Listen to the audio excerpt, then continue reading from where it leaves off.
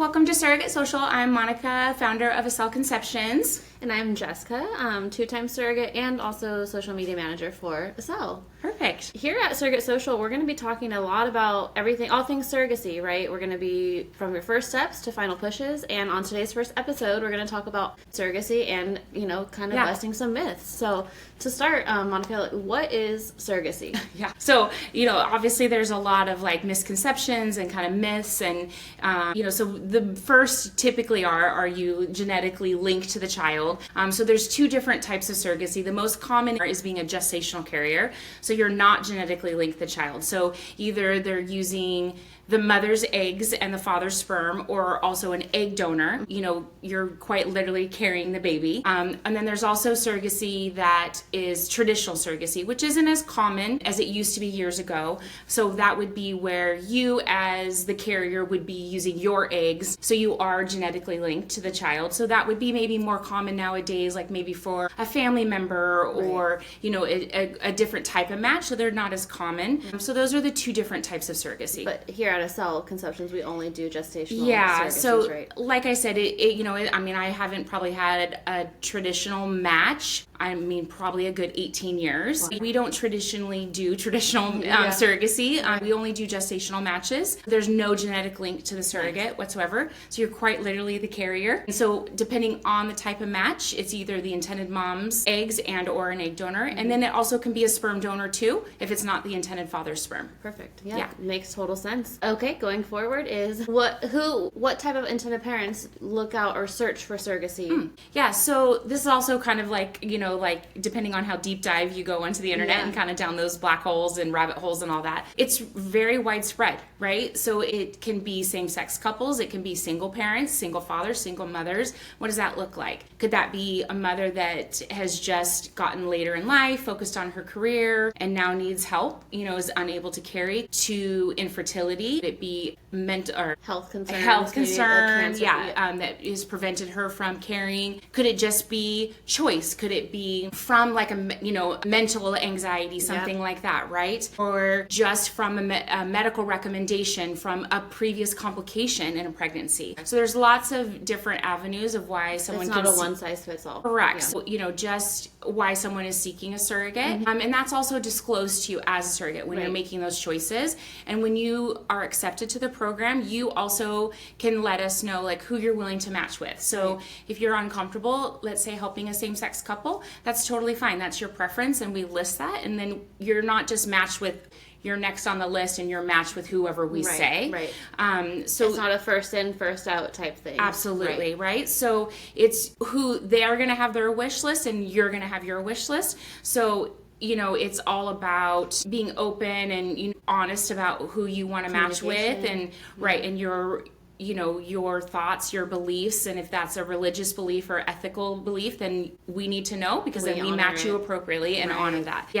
And so same thing for the intended parents. It's a lot sometimes about choice and medical, and or even if it's the potential of a complication, say there could be a medical, it could be then her choice to use a surrogate. And if they have the financial means to go that route, well then by all means, thank God there's women that can help that, and the science that's here, and that they're so grateful that they have this option to be able to expand their family or start their family. Right. Yeah. No, totally love that.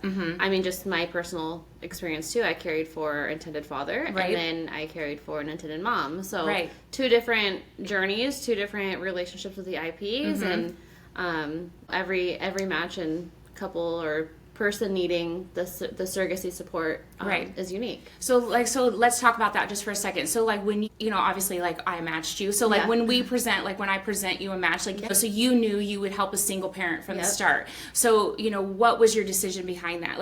If you're willing to share it, what was your willingness to help that type of parent, or being open to that? Personally, I didn't have a ton of preferences or a wish list, so to speak, right? I just really went into both of my journeys wanting to help bring a baby to somebody who very much needed the help to do it. For me, it was more so just I'm happy to do it. I'm honored to be able to do it, right? Being a surrogate is medically complex, right? Not everybody can do it, nor do they want to. So personally, it was just, I didn't have many preferences, and Yeah. I was open to it. I was open to anything. I trusted Monica. Yeah.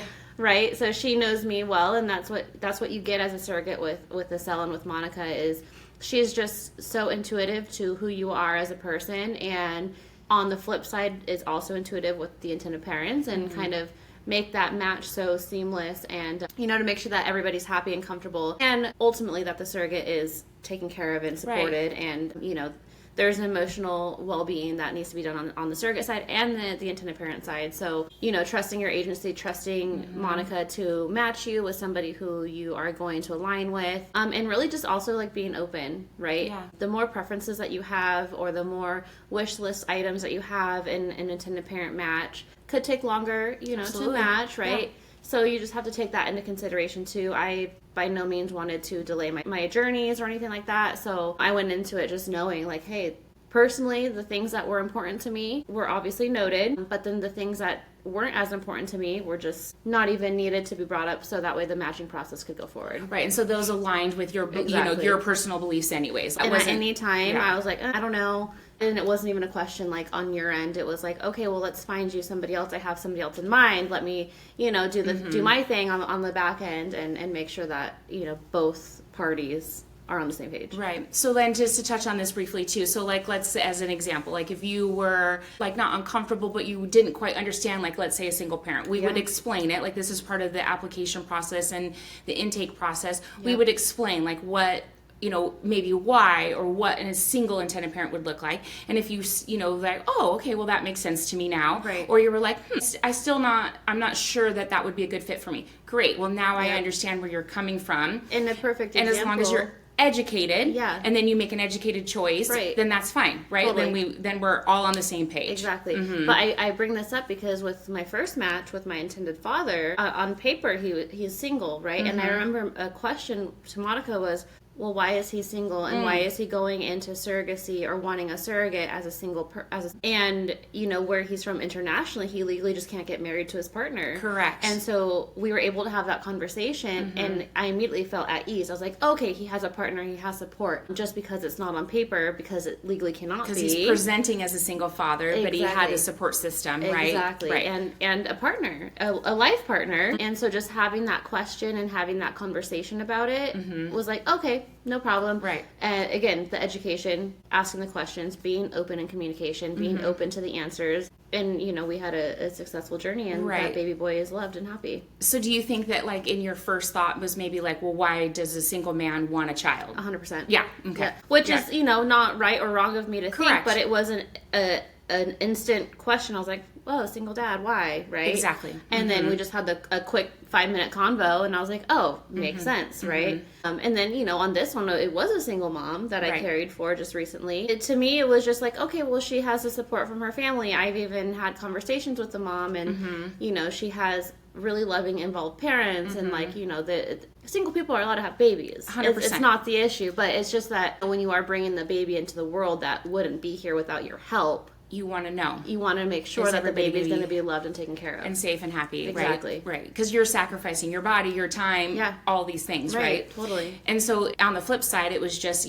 she was career driven. She Yep. got later in life, and then it wasn't, then ultimately from an age standpoint, it wasn't safe she and didn't want advised. to wait anymore. Right. It wasn't advised for her to carry, and then we just got quite literally, to put it frankly, just too old to carry. And like, how cute is she? Like in her profile, I remember it was like, I'm still waiting on a husband. And even maybe she'll meet her man or whatever, Right. but But she's she gonna didn't have her wanna wait. baby. Exactly. She's still gonna have her little baby, and ultimately, it's still an honor to have been able to do that. So, Yeah, no, that's super great. So so I think like what we're getting at is just open communication, Yeah. kind of know where you sit in your beliefs and be open and honest about that. And, I think sometimes girls will say, well, I don't know how to say what they want. Say it, Say it. because then I can then match just you. like there's like no wrong question, right? Right. Like just bring it up. Because the worst thing that would happen is if you stay quiet as a surrogate, and then you get to a certain point, and then something comes out, or Monica finds out, or one of us find out about something, and you're like, Then uncomfortable. Yes, and that kind of brings us into the topics of like surrogates and the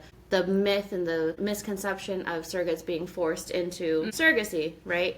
I feel like there's such an area of opportunity for learning and growth in this industry, and that there's always going to be a bad apple in any industry, Of course. right? But I feel like as a surrogate, we have responsibilities to, one, do our research and to be fully comfortable doing it. That falls back into trusting your agency and trusting the people that are supporting you and making sure you're asking those questions so then it doesn't kind of spiral, right? Absolutely.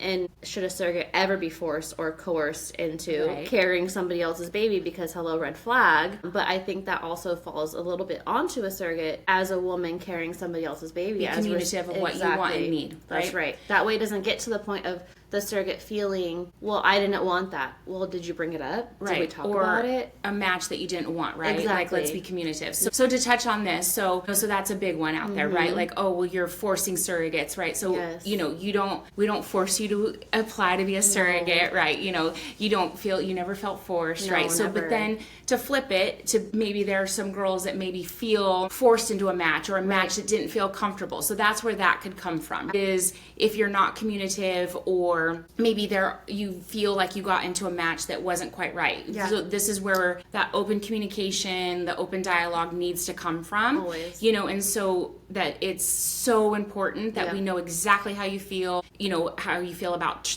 termination, about vaccines, who you want to be matched with, you know, level of communication that you want, and managing expectations, right? This is a brand new relationship. You know, we don't know what it's going to look like after the birth, you know, or even throughout the pregnancy. Correct. You never know. Right? Like, this is an acquaintanceship that's going to develop, right? Or not, right? And so we do the best we can, but you're meeting somebody brand new. We always joke it's like this kind of blind date, and like, oh, nice to meet you, have my baby, you know, and then we go from there. Yeah. And so you have to be very open-minded, very open-hearted.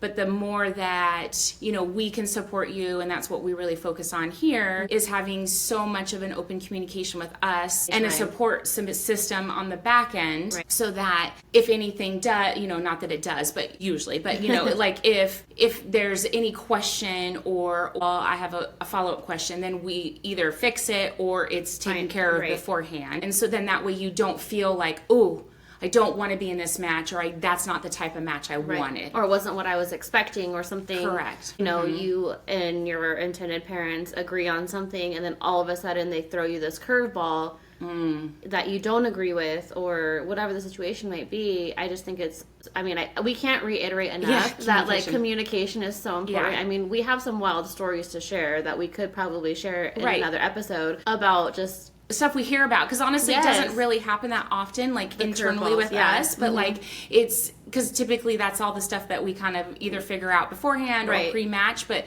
we definitely hear about it, or like on the forums and things like that girls come to us with those anxieties, because it's happened to them, or they hear like a friend of a friend of a friend, or, you know, like, could this happen to me, you know? So, you know, the thing is always, as a recommendation, if you're thinking about being a surrogate, or if you're a surrogate trying to find a new home, the key is to ask. You know, typically I always say there's no silly question. I can't fix something if I don't know about it. You typically and Monica's like the fixer guy. Yeah, she can like fix like I can fix everything if I know about it. Yeah, exactly. So, and if I haven't either encountered it, I can find the answer. And if I can't find the answer, then I'll go to the other professionals. I feel like that's what 20 plus years in the industry gives you, is that, I hope so. that experience, you know, leg up. And you know, I feel like aside from that, and just that experience that you have and the exposure that you've had, is just like the compassion to, you know, allow the surrogate to feel safe. And I feel like that is such a big thing. So yeah, of course. So I mean, again, here at Estelle Conceptions with Monica specifically, I mean, I'd go like anywhere with her, really.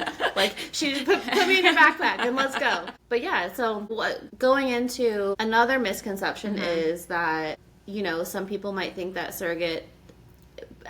having a surrogate or needing a surrogate, it only falls into a place for rich families or rich people, and not like true infertility, maybe. Yeah, so I mean, obviously this is an expensive endeavor. You know, it's emotionally draining, it's financially draining for the intended parents. You know, to not sugarcoat it, yes, it's very expensive. Yeah. You know, but absolutely, parents have to make sacrifices to Absolutely. It's not, to put it frankly, it's not inexpensive. Right. You know, surrogates are compensated very well. And more expensive as time Right. goes on. The IVF process is expensive. So, I mean, yes, it's not for everyone. It's not an option for everyone, Right. but it's not an exclusive option. You know, it's not only for correct. rich people. You know, I've had intended parents have to make massive sacrifices and wait Pull out even second loans on their home. correct. Yeah. And, you know, even have to come back and say like, okay, we've got to make some adjustments and Right.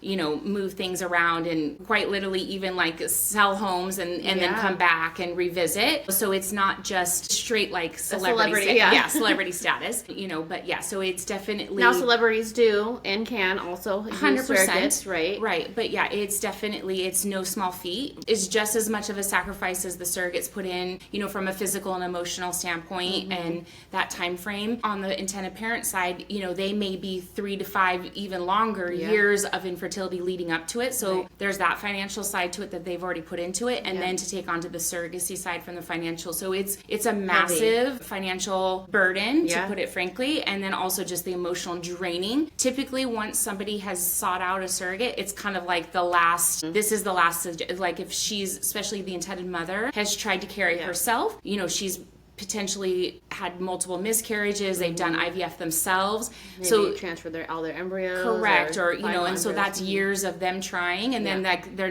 to the point like, okay, now they're being recommended to now seek out surrogacy, like to carry. So it's typically like the last step, right? This is the Hail Mary, right? And totally. so it's usually the last step, the last bit of money, the last let's go for it. Let's get this baby here safely at that point. Totally, right?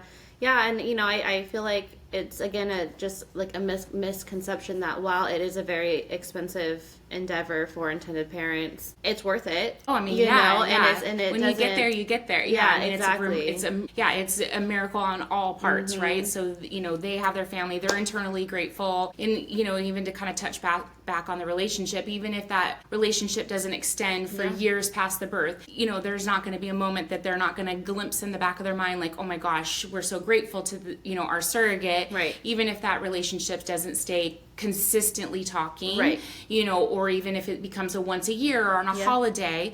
But then also for the surrogate, like she's always going to be so proud, you know, you're going to always be so proud of yourself and be like, oh my gosh, my body did that, like I'm so rad, and you know, and then plus like you could, you know, you move your family forward, so across the board it's, you know, so gratifying and fulfilling for both families, you know, and so when you really kind of take a step back and it is. It's and remarkable. Okay, so this kind of leads us into the next misconception of the surrogates wanting to keep the baby. Yeah, I mean, this is a big one. Yeah. So massive. So I'm going to touch on the intended parent. So this is always an intended parent question. Like typically like one of the first questions I get from intended parents, like, well, what happens if the surrogate wants to keep the baby? And so my response to them is always, well, the surrogate's first question is typically, well, what happens if the intended parents don't want the baby anymore? That is so funny. When I'm pregnant. Yep. And so I always tell them, well, that's always the questions the surrogate asks. Yes. Because most likely you're done having your family, and that's your biggest fear as a surrogate. Right. So everybody's worried about the same thing on the opposite side. And from a legal standpoint, it can't happen. It can't happen, right. You're protected on both sides. Yep. That's why surrogacy is so sound. That's why you have attorneys involved. That's why you go through an agency. Yes. You know, go through reputable agencies, right. reputable clinics, reputable attorneys. Right. You know, we protect you. We're protecting the intended parents. We're protecting you as a surrogate. But everybody's best interest is in mind throughout the entire time. And the intended parents will usually kind of have a giggle at that because they're like, oh. And you know, like as a surrogate, like we've never talked about that. I've never heard the intended parent side. It's one of the biggest questions I get. That is so funny. One of the first, and typically that's one of the first surrogate questions too. Is because we don't want to keep the baby. Right, like, well, what happens if the parents are like, just kidding. Right. Right. Yes. Okay, so so it that is quite literally cannot happen. Legally, it cannot happen, right? But and as a surrogate, you go into surrogacy. Again, you know, I've delivered 2 surrogate babies, and the last thing on my mind is keeping the baby. Right. And, you know, you can't stop your emotions and your hormones and things like that, right? Your body, after delivery, you definitely did just go through a physiological experience, right? And your body is still going to go through those hormones and the hormone drops and the changes and things like that, which will bring us into another episode of, like, you know, postpartum care and things like that. But so you still have postpartum feelings, but it's not from an attachment to the baby. Exactly. Right. It's different, and we'll touch on that too. But so you still have the feel. You know, obviously you go through the birth process, but it's not like I miss the baby. No. We always kind of associate it with like when your best friend or your sister has a baby or your cousin, you're like, oh, baby. Auntie. Seriously. Right. And you're so happy then, but your body still has to process birth, right? And I feel like, across the board, I could probably say that as a surrogate, we're moms, first of all, we have our own babies. And all babies make me happy, right? Like, anytime I see a baby, I'm like, oh, give me that baby, or can I feed your baby, or how can I help you with your baby? And it is not any different than the surrogate baby. Right. People always are like, well, aren't you gonna have like an emotional bond? And I'm like, not really. And to be honest, the 2 surrogacy pregnancies were the easiest for me because you're not developing that emotional bond, right? You're going through your day normal. You're going through the pregnancy as you would. Life is going on. You're not preparing your house to welcome a new baby. You're not preparing a nursery. You're not buying the bassinet. You're not stocking up on baby things. Like all of these things that you expect to do when you're expecting your own baby is not being done when you're pregnant with a surrogate baby. So you're still focusing on the pregnancy and obviously being healthy. Of course. But then like you also have this massive shift back to like quote unquote Let's like get normal back. life and then like back to your family and so it kind of becomes like this ultra shift back to yourself and be like, okay, cool, now I can do what I want. Do what I want. And so it's a different shift and sometimes that can look a little different for everybody. A journey, right? And even we can touch on this too, but like even from your 2 surrogacy deliveries, they were different.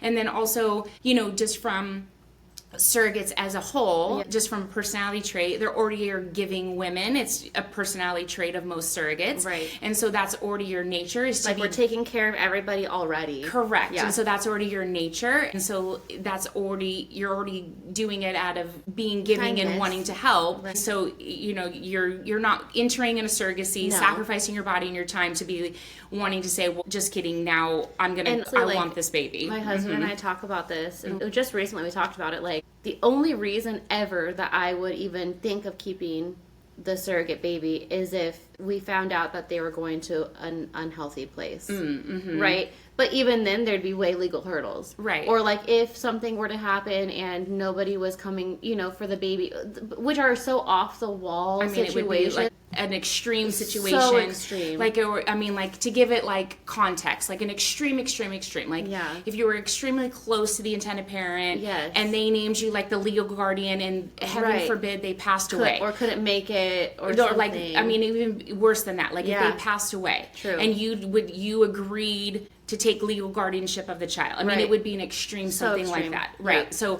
obviously there's some context to stories of things like that, but it would be where you knew you were gonna, but it wouldn't be out of the feeling of wanting to keep the baby. It would literally be a necessity, like to keep this baby safe. You would say like, okay, if something physically happened to you, then we would take guardianship. Exactly. And that would even be like 3 down the road, because I know that for me personally, in my legal contract, I wanted it named I needed it in writing what would happen if something happened to which is standard. Mom. Right. And so then they named somebody else, right? So it would be a long line before it came to me, but that, just kind of, again, touching on the surrogates, we don't want to keep the babies. Right. Like, we're doing this to help somebody bring their baby to earth, and in turn, of course, we get compensated handsomely that help our families move forward. But so it's just the big misconception, and it really truly is like one of the first questions that we get as surrogates when you're talking about surrogacy to others. Not only is there that lack of knowledge about what surrogacy is, but it's also like, aren't you gonna be attached? And I'm like, okay, no. And really, you don't know how you're gonna, anticipate postpartum and the hormones and stuff like that, but the support doesn't stop, right? And we know logically, like after I delivered my first surrogate baby, there was a big disconnect between my mind and my body, and that was really the only time that I felt a little bit emotional about the baby. And it wasn't even because I didn't have the baby, it was because my body was... You were just figuring it out. It wasn't matching, but that'll last like 2 days. So big misconception. Yeah, for sure. I think that might be one of the larger. Yeah. And then just understanding the science of it, and that's more maybe like a generational, just like some older generations don't quite understand the science behind it. My grandma, she asked me like 12 times, like, well, Like, how did the baby, Yeah. do we really need to talk about this? Like, we could go through, I could draw you a picture, right? Yeah. So so I think some, and like then, you can, deep dive into like the religion side of it and all of those factors. And so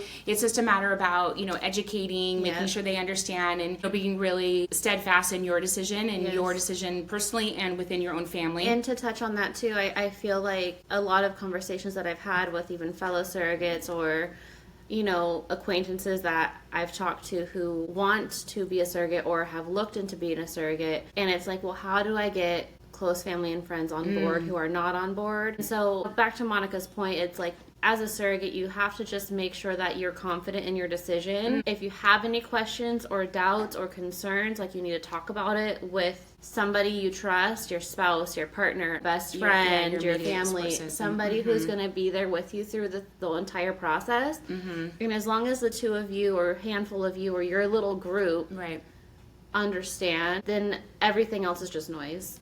I mean, unfortunately, you're not going to run into every single person who's like, oh, yeah, yippee-yi-yo, and like they agree, right? Everybody 100%. Has their own beliefs. But yeah, so. Yeah. So, it's super important that you just have your strong support system around you, and just always ask questions, be fully educated, and, that always open-minded, open heart, and, and we're here to support you. That's the key. Okay, so kind of backtracking a little bit, talking about like what is surrogacy and gestational surrogate, gestational surrogacy and things like that. But let's talk about some like basic requirements, right? Like what are some of the basic requirements that are needed in order to even be considered, an acceptable surrogate to our program, which we follow all IVF recommendations and medical guidelines and things like that. Yeah, so just a handful of the real quick basic ones, so you have had at least one pregnancy of your own that was uncomplicated.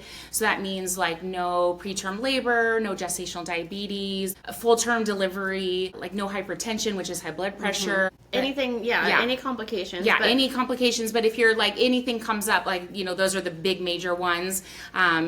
That would be like off the top of my head. Right. And then between the ages of 21 and 39, if you've had C-sections, you can't have more than 3 C-sections, no more than 5 births total. And then you be a U.S. citizen. If you're partner or married, your partner also has to be a U.S. citizen.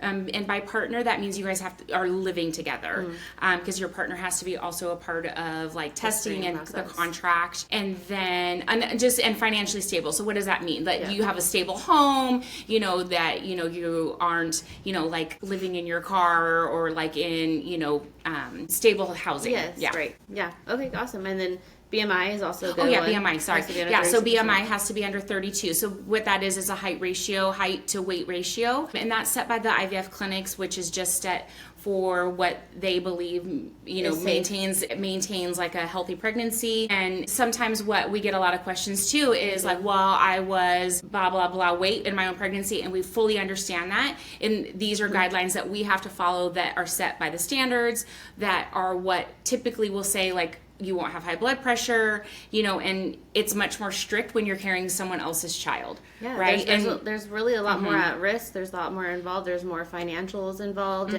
And we also don't ever want to put you at risk because obviously you have your own family. Totally. So there's different risks that you can take on if you're carrying your own child. Like you can have more C-sections. Yeah. You can carry more pregnancies, obviously, or you could assume that risk if you've had high blood pressure in your own pregnancies and continue to have pregnancies. You may be advised not to, but you can assume that risk with your own children. But with a reputable agency that works with reputable IVF clinics, we're not putting you in a situation. Yeah, I would never ask that of you. Yeah. Like I couldn't, I wouldn't, nor would the medical guidelines allow it. But like me personally, I can't. No. Like, you need to be around for yourself and your own children and your own family. So that's where that comes from. Because I know it can be very hard to get told. And we may not agree with it, right? And my number is so outdated and in general. And so, and I know it's very hard to be told that, but it's for your own safety. Yeah, awesome. Yeah, and I feel like too with BMI specifically, it's just one of those things where, but we're here to help you also, like, if you're over the 32 and yeah, you we'll want get there. Yeah. and if you need the support from us because you really want to be a surrogate and you want to, you know, maybe live a little bit of a healthier lifestyle or whatever the case might Yeah, be. we've like, had tons of girls do that. Like Yeah. sometimes it takes 3 months, 6 months, year. We have a surrogate that's done 2 surrogacies now, Yeah. and it took her, and now it's been 6 years ago. But it took her a year. She lost, I think it was like 50 pounds now, but it took her a year. She came back and had 2 successful surrogacies. So I mean, we're here to support you. Yes. We'll get everything on, get things ready, get give all you tips, tricks, yeah, I whatever mean, the like, case might we be. get it. And so we're not going to just be like, okay, bye.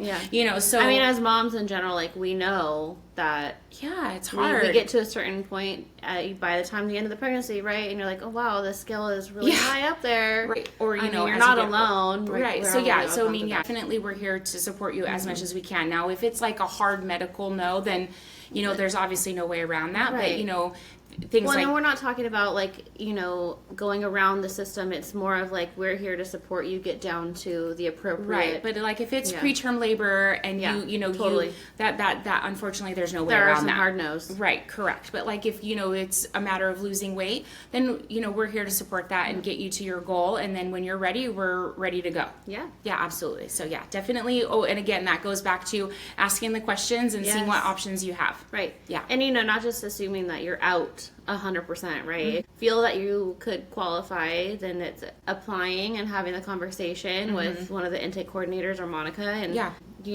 just every situation is unique. And you just really never know until you know. Right. Yeah. So yeah, just always when in doubt, ask for sure. So perfect.